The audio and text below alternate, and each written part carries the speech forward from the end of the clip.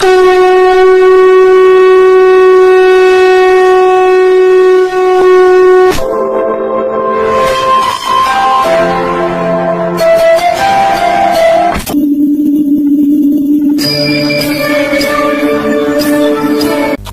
हर महादेव, जय भोले शंकर।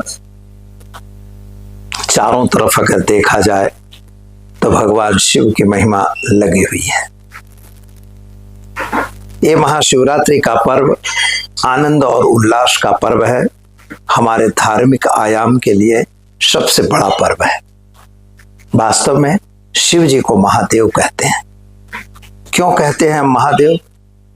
क्योंकि देवाधिदेव महादेव इसलिए हैं कि धरती को नष्ट होने से पहले जिसने जहर का पान किया था, इस पृथ्वी को बचाने के लिए उन्होंने जहर का पान किया। हलाहल नामक जहर को उन्होंने स्वीकार कर लिया। इसीलिए शिव कहा गया है। शिव का अर्थ होता है मित्रों कल्याण। ओम नमस्ते रुद्रमन्यौतो तेखवे, नमस्ते बाहुभ्याम मुदते, नमो नमः। नमस्ते जातु शिवतन घोरा पाप कासनी तया नस्तन वास चाकभि। भगवान शिव जी के चरणों में वंदन कर हम प्रारंभ करते हैं भगवान शिवरात्रि के विषय में। यद्यपि हमारी कोई इतनी औकात नहीं कि हम उनका गुणगान गा सकें। यद लिखत तुम शारदा सर्वकाले तब गुणामीश पारम न याति। अगर शारदा पूरे समय में भगवान आपका गुणगान गाती है तो भी यह पूरा नहीं होता है। लेखनी पत्र पूर्वे धरती जो कागज करो, धरती जो कागज करो, सागर की मश होए। और लेखनी सकल बनराई, और विधाता खुद लेख लिखने लग जाएं तब भी भगवान शिव का गुणानुवाद नहीं कर सकते। संहारक देव के रूप में हमारे शास्त्र में उनका वर्णन है। ब्रह्मा विष्णु महेश त्रिदेव की वर्णन होता है।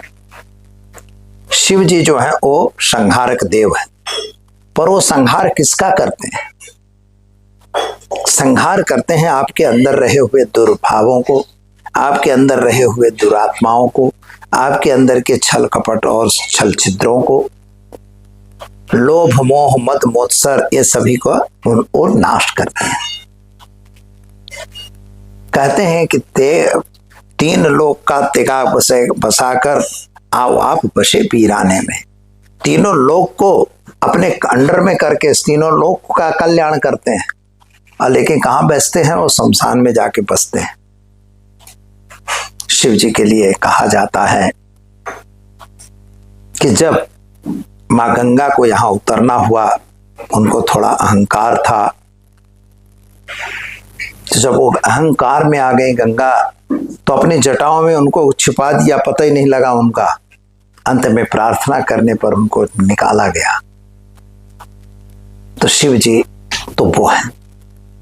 शिव जी का मतलब है, सबसे पहली भाषा है कि वो ये कल्याण है। यह शिवरात्रि का महापर्व है। 4 प्रहर की पूजा की जाती है। जो 4 प्रहर की पूजा होती है मित्रों, ये रात्रि पूजा है। ऐसे तांत्रिक पूजा भी आप कह सकते हो, क्योंकि शिव जो है वो अवघड़ है।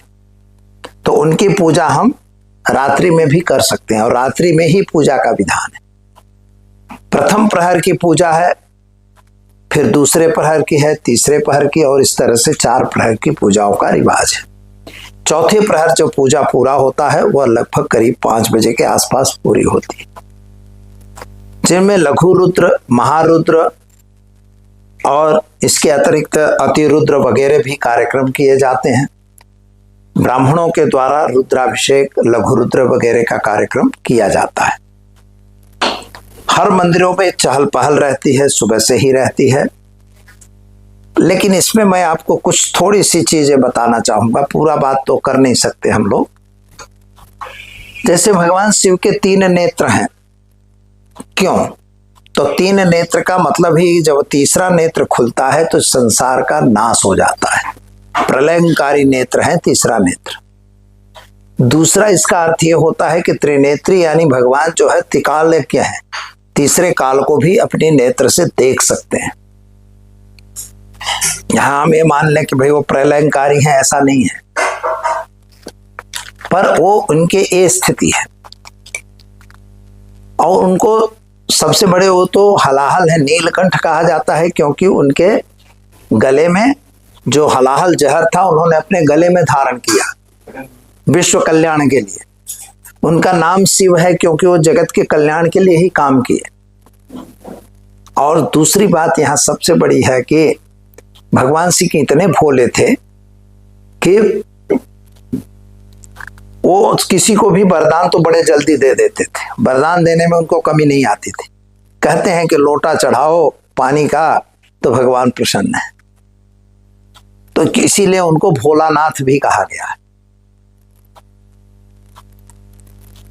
तो भोलानाथ भगवान जो है वो वास्तव में जो विश्व का ज्योतिर्पुंज है, ज्योतिर्पुंज का अर्थ होता है मित्रों संसार की उत्पत्ति। तो इस उत्पत्ति, स्थिति और प्रलय का कारण अगर है तो केवल भगवान शिव है। जगत की उत्पत्ति ही उनके ज्योतिर्पुंज से ही प्रारंभ हुई है। तो जगत की उत्पत्ति, स्थिति और संहार का कारण जो है भगवान शिव है।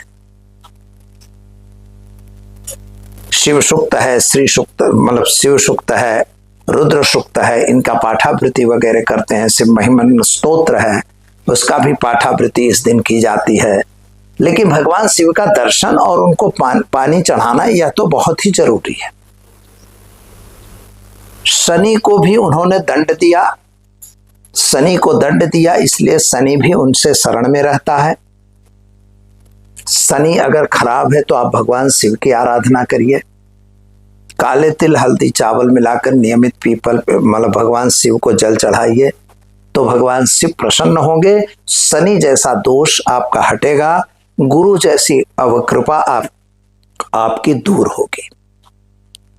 चंद्रमा अगर नाराज है तो उसको भी अभय वरदान तो शिव जी ने ही दिया था, तो उनकी पूजा से चंद्रमा भी खुश होता है। तो मित्रों ज्योतिष के अंदर तो इसकी बात अलग है, उसको अपने चर्चा नहीं कर रहे हैं। यहां पर मेन इंपॉर्टेंट है कि 4 प्रहर की पूजा में उनको बिल्वपत्र चढ़ाया जाता है। मित्रों त्रिदलम त्रिगुणाकारम त्रिपाप जन्म संहारम एक बिल्व शिवार्पणम। शिव जी को एक बिल्व दीजिए जो 3 गुण वाला है। त्रिदलम त्रिगुणाकारम त्रिपाप जन्म संहारम, धर्म अर्थ काम, जिसके जिन 3 मिल में सत्वगुण रजोगुण तमोगुण। भगवान शिव के पास तीनों गुण है, सत्वगुण रजोगुण तमोगुण, इसलिए बिल्वपत्र चढ़ाया जाता है।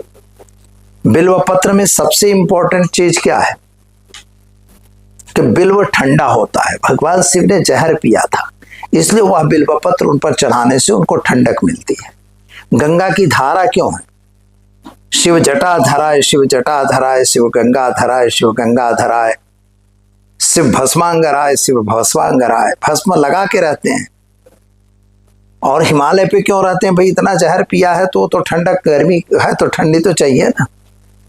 कहा जाता है शिवलिंग जहां होता है वहां पर एक प्रकार की आणविक शक्ति वहां पर प्राप्त हो जाती है। आणविक शक्ति का मतलब होता है विस्फोट भी हो सकता है, ऐसा शास्त्रों में लिखा मिलता है। तो यह भगवान शिव के शिवलिंग की भी महिमा है। शिव की मूर्ति से अपेक्षा शिवलिंग का पूजन होता है। क्यों? क्योंकि शिवलिंग वही ज्योतिर्लिंग है, वही ज्योतिर्पुंज है। वही ज्योतिर्पुंज का मतलब वही स्थिति और मतलब भगवान शिव की स्थिति क्या है कि भाई संसार की उत्पत्ति का कारण ही शिवलिंग है, यानी ज्योतिर्पुंज है। इसी ज्योतिर्पुंज से संसार की रचना हुई है, इसलिए ज्योतिर्पुंज का पूजन होता है।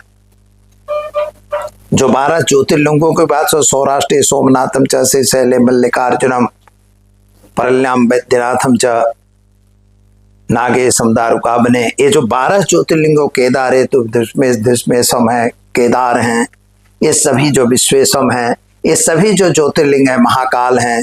तो ये सभी ज्योतिर्लिंग के उत्पत्ति के पीछे के कारण जो है संसार की सृष्टि की रचना है।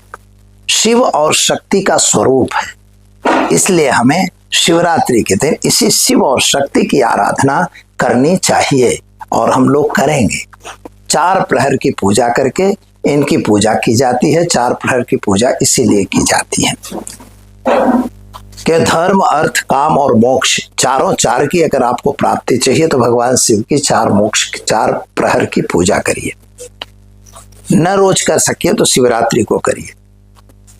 कुछ जगहों में उसका उल्लेख मिलता है कि शिवरात्रि के दिन ही मतलब भगवान शिव का शादी हुआ था, यानी विवाह हुआ था पार्वती के साथ, शक्ति के साथ। यह भी सही है, हम मान सकते हैं, इसको भी सही मान सकते हैं। लेकिन हम जो मानते हैं तो वह वास्तव में इसी दिन वह ज्योतिर्पुंज का प्रादुर्भाव हुआ था। शिवरात्रि का पूजन इसीलिए करना है क्योंकि ज्योतिर्पुंज की प्राप्ति, उत्पत्ति इसी दिन रात निश्चित काल में हुई थी। तो यह शिवरात्रि का पर्व बहुत ही पावन पर्व है और इस पर्व के दिन तो आप समझिए कि आपकी सारी मनोकामनाएं पूर्ण हो जाएंगी। स्वास्थ्य की जरूरत है तो उनको पंचामृत से स्नान कराइए। पैसों की जरूरत है तो शक्कर से उनका स्नान करवाइए। प्रेम की जरूरत है तो शक्कर से स्नान करवाइए, गुड़ के पानी से स्नान करवाइए। और आपके यहाँ घर में अगर क्लेश चल रहा है तो सरसों के तेल में सरसों लगाकर और भगवान शिव को चढ़ाइए। भगवान शिव प्रसन्न होंगे। उनको भस्मांग राय, भस्मांग जरूर लगाइएगा। भस्म लगाने से, बिल्वपत्र चढ़ाने से भगवान शिव सदा प्रसन्न रहते हैं। और अक्षत चढ़ाया जाता है मित्रों, उन पर कुमकुम वगैरह नहीं चढ़ाए जाते। कुछ जगह ऐसा उल्लेख है और कुछ जगह तो हल्दी का भी लिखा है, पर ऐसा कुछ नहीं है। आप हल्दी कुमकुम सब चढ़ा सकते हो क्योंकि शक्ति तो वहां बैठी हुई है। इसलिए शिव और शक्ति साथ में ही है, वे कभी अलग नहीं हो सकते। कभी कभी अर्धांगी रूप भी उन्होंने लिया है। इसलिए भगवान शिव तो अनंत और अनंत हैं, उनकी अनंतता कभी कम नहीं हो सकती। हर हर महादेव, ओम नमः शिवाय। Thanks for watching UB News. Like and comment, and don't forget to subscribe for latest updates. Subscribe our channel.